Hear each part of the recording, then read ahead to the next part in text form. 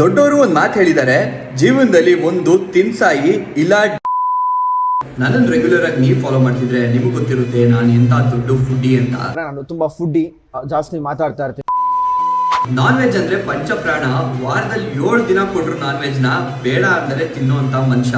ಅದ್ರಲ್ಲೂ ಮಟನ್ ಬಿರಿಯಾನಿ ಅಂದ್ರೆ ಹೊತ್ತು ಗೊತ್ತು ಇಲ್ದಂಗೆ ಮಧ್ಯರಾತ್ರಿ ಬೇಕಾದ್ರೂ ಎದ್ದೋಗೋ ಅಷ್ಟು ಕ್ರೇಜ್. ಈ ತರ ಬ್ಲಾಗ್ಸ್ ನಾನ್ ಮಾಡಿದಾಗ ಕಾಮನ್ ಆಗಿ ನನಗೆ ಬರೋ ಕಮೆಂಟ್, ಇಷ್ಟೆಲ್ಲ ತಿಂದ್ರೆ ನೀನ್ ವರ್ಕೌಟ್ ಮಾಡೋದ್ರಿಂದ ಏನ್ ಉಪಯೋಗ, ಜಿಮ್ಗೆ ಏನಕ್ಕೆ ಹೋಗ್ಬೇಕು ಅಂತ ಕೇಳ್ತೀರಾ. ಇದಕ್ಕೆ ನಾನು ಲಾಸ್ಟ್ ಅಲ್ಲಿ ಆನ್ಸರ್ ಮಾಡ್ತೀನಿ. ಅದಕ್ಕಿಂತ ಮುಂಚೆ ನನ್ನ ಜಿಮ್ ರುಟೀನ್ ಯಾವ ತರ ಇರುತ್ತೆ ಅಂತ ಒಂದ್ಸರಿ ನೋಡ್ಕೊಂಡ್ ಬನ್ನಿ. ಬೆಳಗ್ಗೆ ಬೇಗ ಎದ್ದು ಜಿಮ್ಗೆ ಹೋಗಿ ವರ್ಕೌಟ್ ಮುಂಚೆ ಒಂದು ಪೋಸ್ ಕೊಟ್ಟು ರಪ್ ಅಂತ ವಾರ್ಮ್ ಅಪ್ ಮುಗಿಸ್ಕೊಂಡು ಶುರು ಮಾಡೋದು ಕಾರ್ಡಿಯೋ ಇಂದ. 200 ಕ್ಯಾಲರೀಸ್ ಬರ್ನ್ ಆದ್ಮೇಲೆ ಈ ತರ ಆಗಿರುತ್ತೆ ನನ್ನ ಪರಿಸ್ಥಿತಿ. ಇಲ್ಲಿಗೆ ನಿಲ್ಲಲ್ಲ, ನೆಕ್ಸ್ಟ್ ಸೈಕ್ಲಿಂಗ್ ಮಾಡ್ತೀನಿ. ಮತ್ತೆ 200 ಕ್ಯಾಲರೀಸ್ ಬರ್ನ್ ಮಾಡಿ ನನ್ನ ಮುಖದಲ್ಲಿ ನಗು ನೋಡಿನೇ ಗೊತ್ತಾಗಿರುತ್ತೆ ಎಷ್ಟು ಸ್ಯಾಟಿಸ್ಫ್ಯಾಕ್ಷನ್ ಅಲ್ಲಿ ಇದ್ದೀನಿ ಅಂತ. ಇಮಿಡಿಯೇಟ್ ಆಗಿ ವೆಯ್ಟ್ ಟ್ರೈನಿಂಗ್ ಮುಗಿಸ್ಕೊಂಡು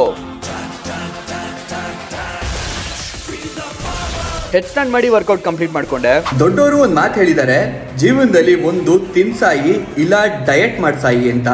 ಎರಡನೇದು ಸದ್ಯಕ್ಕೆ ನಮ್ಮ ಕೈಲಂತೂ ಆಗ್ತಾ ಇಲ್ಲ. ಸೊ ಅದಕ್ಕೋಸ್ಕರ ಇರೋದೊಂದು ಜೀವನ ಚೆನ್ನಾಗಿ ತಿನ್ನೋಣ ಅನ್ನೋದ್ರ ಮಧ್ಯೆ ಸಿಗಾಕೊಂಡ್ಬಿಟ್ಟಿದೀನಿ. ಹಾಗಂತ ತಿನ್ಕೊಂಡೇ ಇರೋದಕ್ಕಾಗೋದಿಲ್ವಲ್ಲ, ಅದಕ್ಕೋಸ್ಕರ ತಿಂದಿದ್ದನ್ನ ಕ್ಲೀನಾಗಿ ಕರಗಿಸ್ತಾ ಇದ್ದೀನಿ. ಅಂಡ್ ಬೈ ದಿ ವೇ, ನಾನು ಹೋಗ್ತಿರೋ gym CrossFit junction, tag ಮಾಡಿರ್ತೀನಿ, ಚೆಕ್ ಮಾಡಿ.